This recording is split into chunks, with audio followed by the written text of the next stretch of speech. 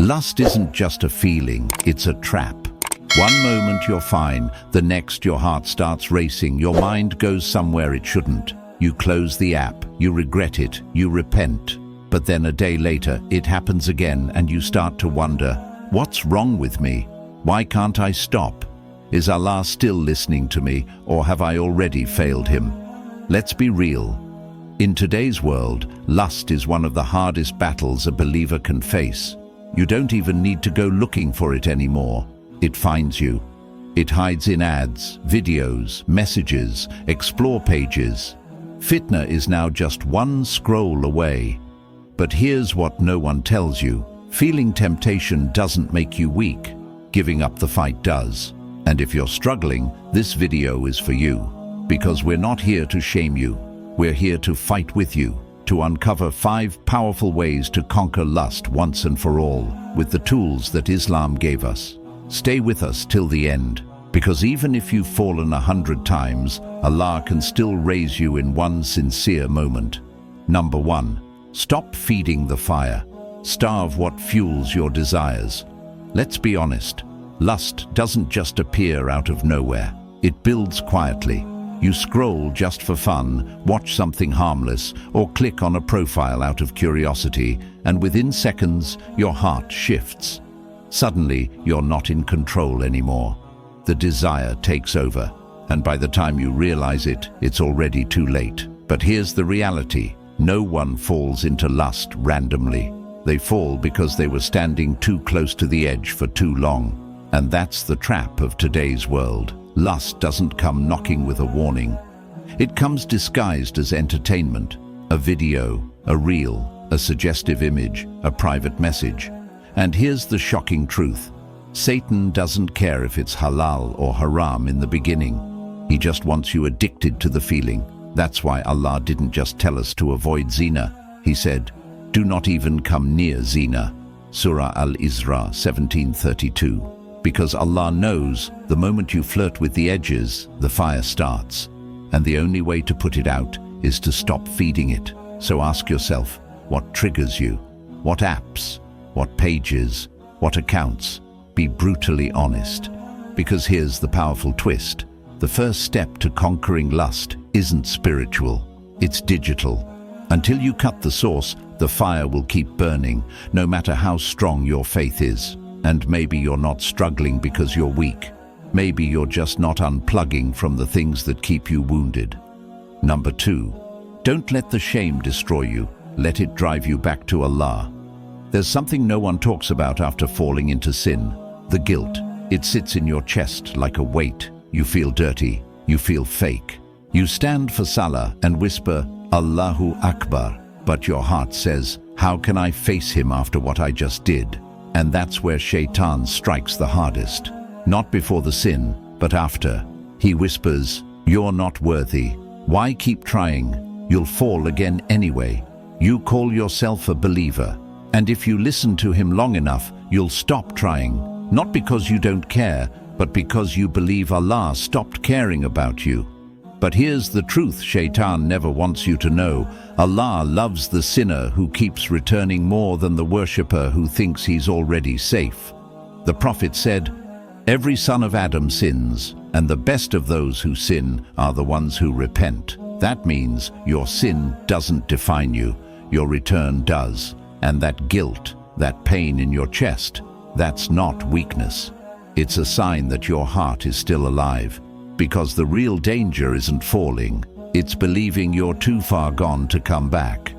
So the next time Shaytan whispers, you're a hypocrite, answer him back, no, I'm a servant of Allah who's still fighting, and I won't stop until He forgives me. Because Allah doesn't ask you to be perfect, He asks you to keep coming back, no matter how many times you fall.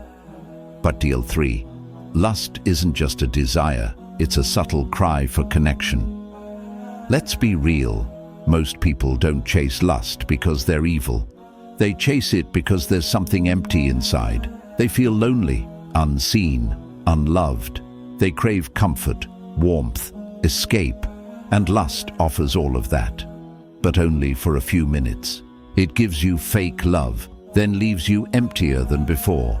It gives you comfort and then slaps you with guilt. But here's the truth no one says out loud. Lust is often a symptom, not the root problem.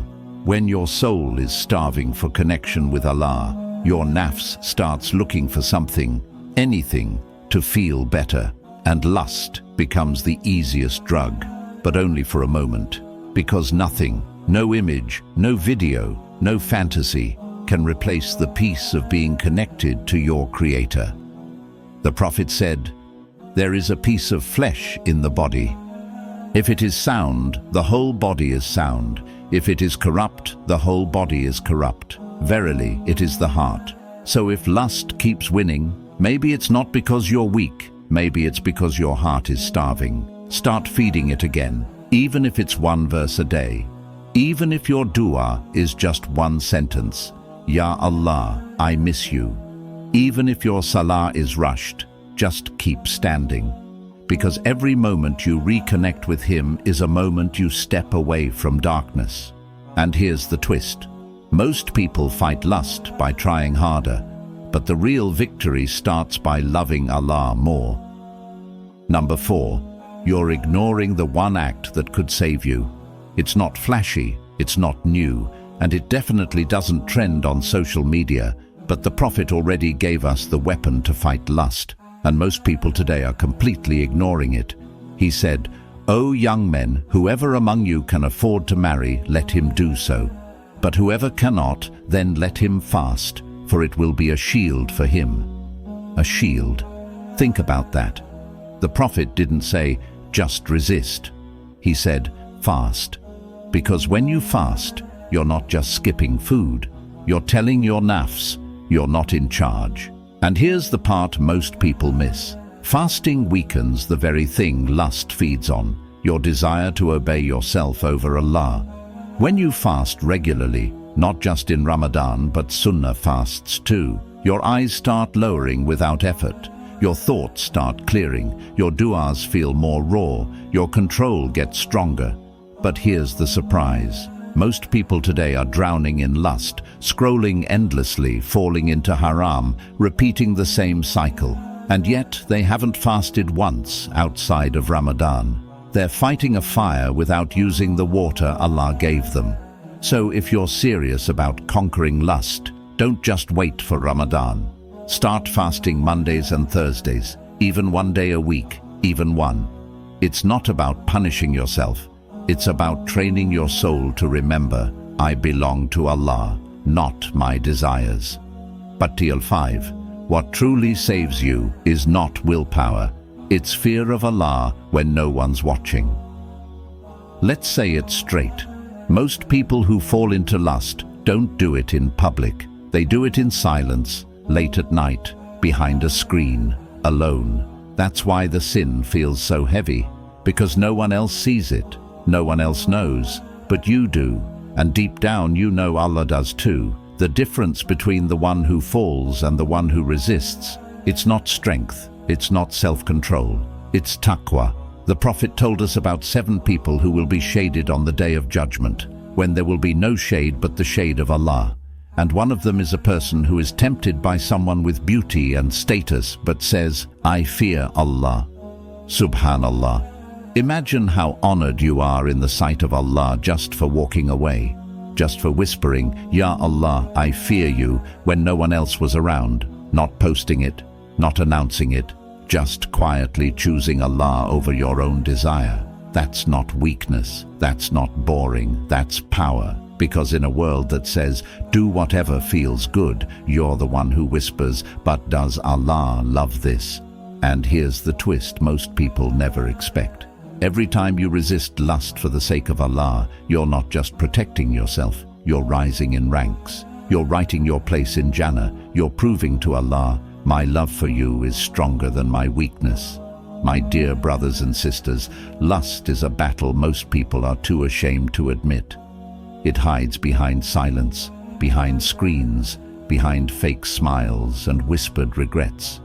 But know this, your struggle is not hidden from Allah. And your efforts are never wasted.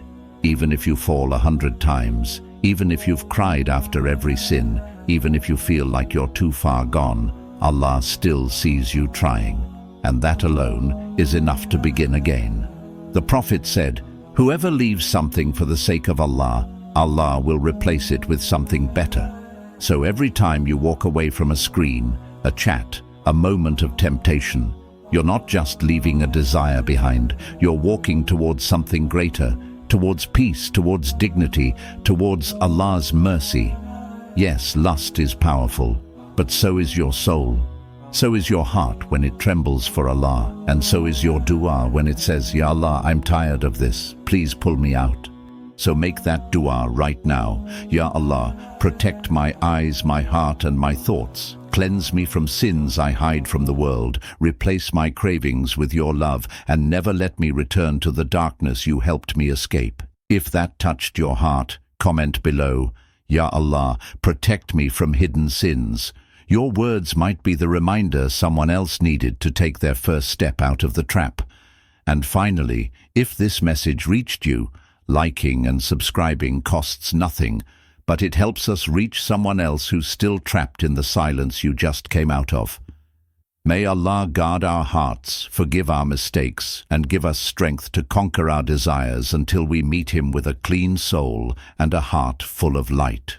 Ameen.